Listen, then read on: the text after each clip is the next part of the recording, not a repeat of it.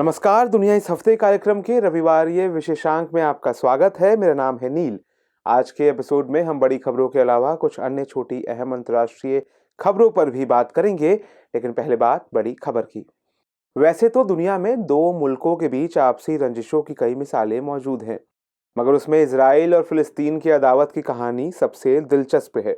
Israel और फिलिस्तीन दो ऐसे मुल्क हैं जिनका विवाद लंबे अरसे से चला आ रहा है। दो मुल्कों के बीच अमन कायम करने और मतभेद की खाई को पाटने के लिए कई बार समझौते होते तो रहे हैं, पर नतीजा कुछ खास नहीं निकलता।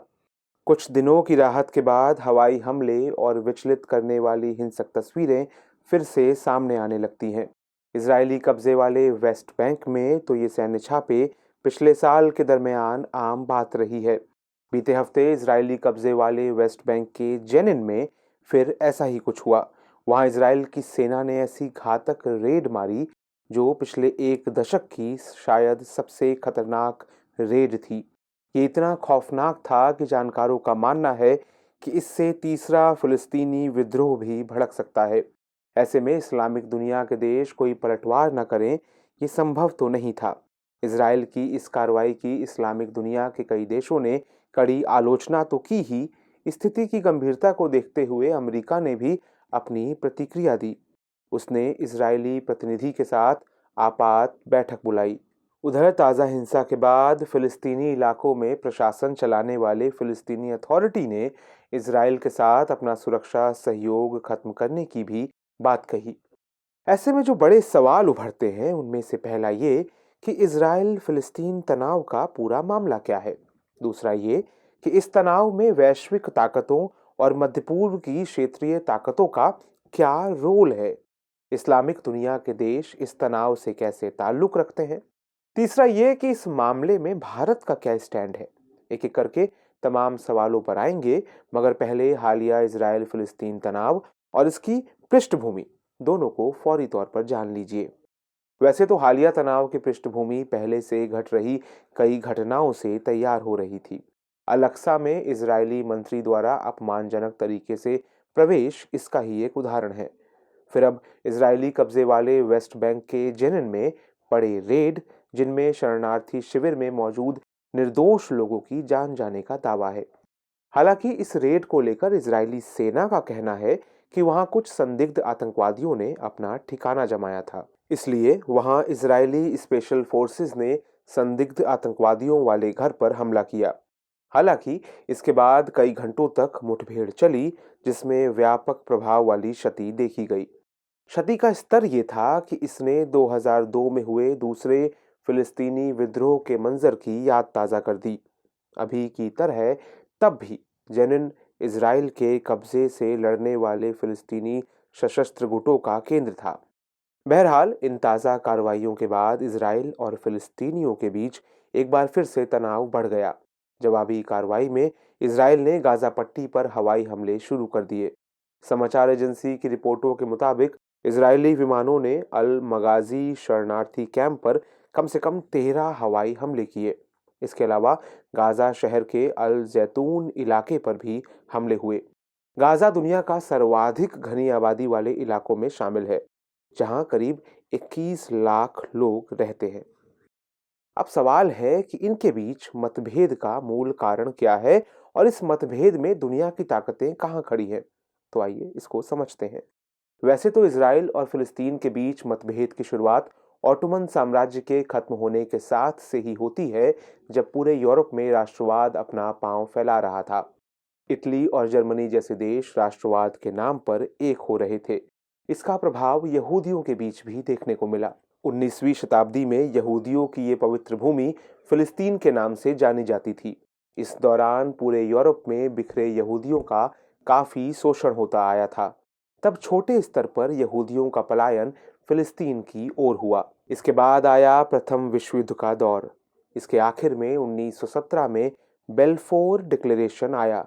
नाम ध्यान रखिएगा, बेल्फोर डिक्लेरेशन। कई लोगों का मानना है कि बेल्फोर डिक्लेरेशन ही वो प्रमुख वजह थी जिसने इजराइल और फिलिस्तीन मतभेद को जन्म दिया। आप पूछेंगे कैसे? दरअसल 1917 में प्रथम विश्व युद्ध के दौरान जब ऑटोमन हारने की कगार पर था, तब ब्रिटेन के विदेश मंत्री सर आर्थर बेलफोर ने एक डिक्लेरेशन जारी किया। इस डिक्लेरेशन में ये इंगित किया गया कि ब्रिटेन यहूदियों को उनकी पवित्र भूमि फिलिस्तीन देगा और वहां उनका पुनर्वास करवाएगा। वहीं दूसरी ओर ब्रिटेन ने चुपके से फ्रांस और रूस के साथ साइक्स पिकॉट एग्रीमेंट पर हस्ताक्षर कर लिया, जिसके जरिए उसने पूरे मध्य पूर्व को अलग अलग हिस्सों में बांट दिया और तय किया कि प्रथम विश्व युद्ध की समाप्ति के बाद कौन सा देश किसके हिस्से जाएगा। इसमें उसने फिलिस्तीन को अपने हिस्से में रखा, सीरिया और जॉर्डन फ्रांस को दे दिया, वहीं तुर्की का कुछ हिस्सा रूस के पास गया। एक तरफ ब्रिटेन ने सामूहिक तौर पर यह कहा कि फिलिस्तीन हम यहूदियों को देंगे, वहीं दूसरी ओर उसने चुपचाप तरीके से साइक्स पिकॉट एग्रीमेंट के तहत यह हिस्सा अपने पास रख लिया। प्रथम विश्व युद्ध खत्म होने के बाद ऑटोमन साम्राज्य की हार हो चुकी थी और फिलिस्तीन में ब्रिटिश शासन की शुरुआत हो चुकी थी।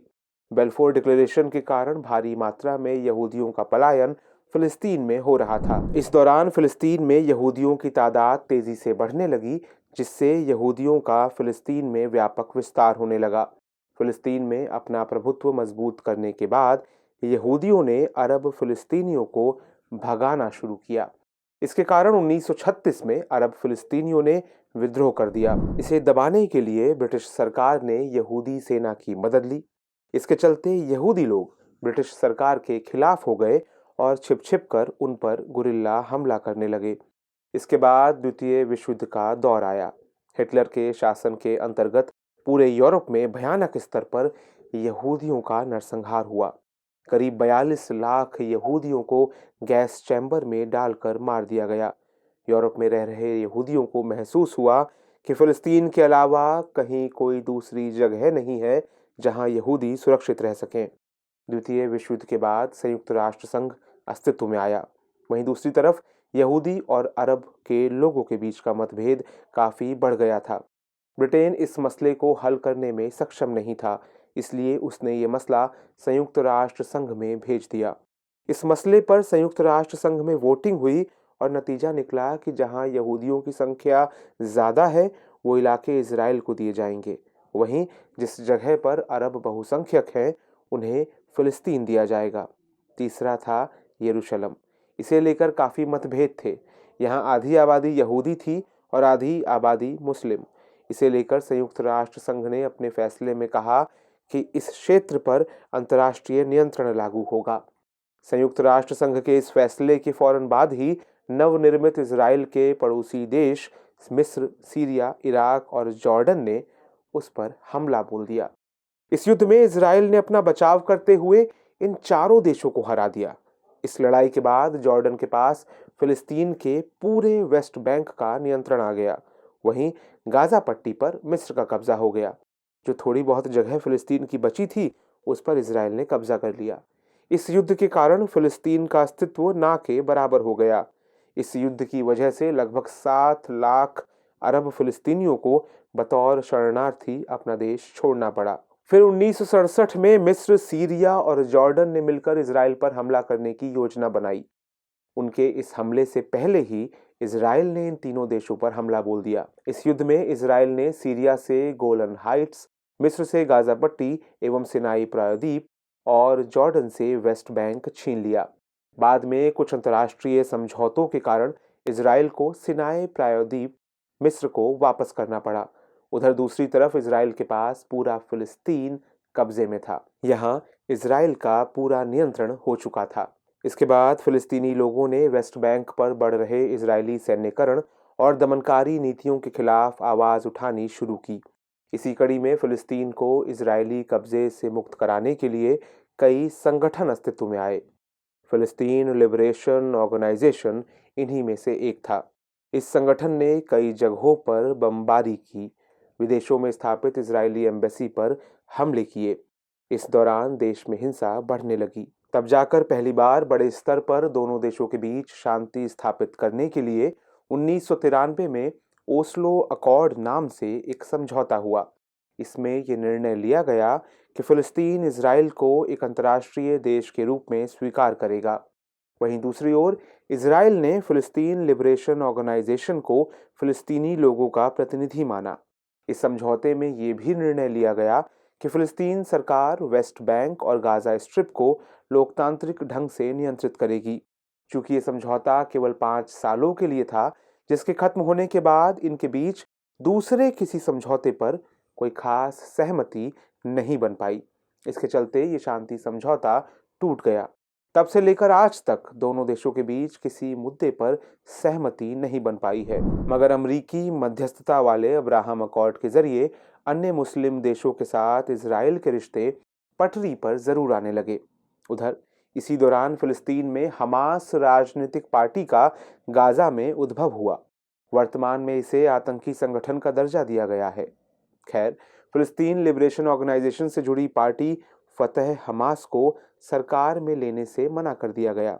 इसके बाद 2007 में हमास ने पूरी तरह से गाजा पट्टी पर नियंत्रण कर लिया। इस कारण फतह को वहां से जाना पड़ता है। हमास के उत्थान से फिलिस्तीन की राजनीति में दोहरीकरण आ गया। वहां पहले केवल एक ही पार्टी फिलिस्तीन लिबरेशन ऑर्गेनाइजेशन थी। चूंकि फिलिस्तीन के इन दोनों पार्टियों की विचारधारा एक दूसरे से पूरी तरह भिन्न है, इसलिए दोनों देशों के बीच के मतभेद और भी ज्यादा बढ़ गए। हमास गाजा पट्टी में उग्र विचारधारा की पार्टी मानी जाती है। उग्र राष्ट्रवाद के नशे में हमास गाजा पट्टी से इजराइल पर रॉकेटों से हमला करता है। इस हमले में इजराइल के कई नागरिकों की जान गई है। इस कारण इजराइल ने गाजा को पूरी तरह से लॉक कर रखा है।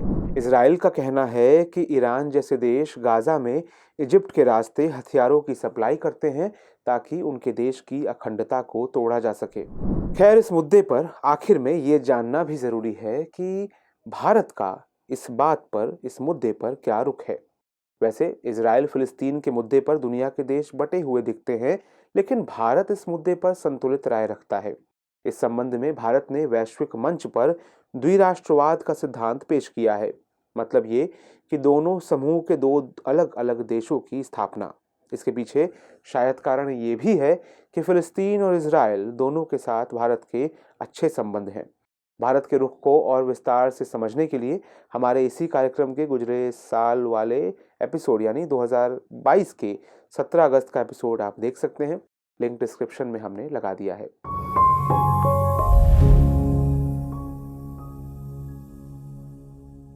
अब बारी है इस कार्यक्रम के रविवारीय विशेषांक दुनिया मेरे आगे की, जिसमें हम बात करेंगे दूसरी अहम अंतर्राष्ट्रीय खबरों की। पहली खबर में बीते हफ्ते पड़ोसी मुल्क पाकिस्तान से दिल दहला देने वाली खबर सामने आई। स्थानीय समय के हिसाब से करीब 1:30 बजे पेशावर शहर की एक बड़ी मस्जिद में आत्मघाती धमाका हुआ, जिसमें अब तक 100 से ज्यादा लोगों की मौत की पुष्टि हो चुकी है।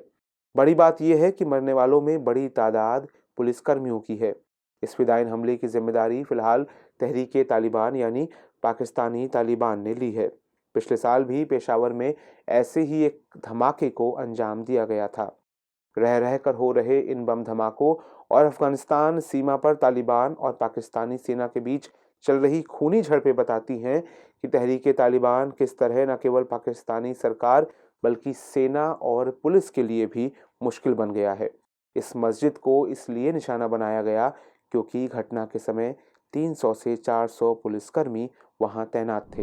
उधर रूस यूक्रेन संघर्ष में सवाल उठने लगा है कि क्या नाटो और यूरोपीय यूनियन ने इसमें डायरेक्ट एंट्री कर ली है। ऐसा सवाल जहन में तब से आना शुरू हो गया जब जर्मनी सरकार ने यूक्रेन की सीधी मदद के लिए अपने लेपर्ड 2 नाम के जंगी टैंक्स को भेजने का ऐलान किया।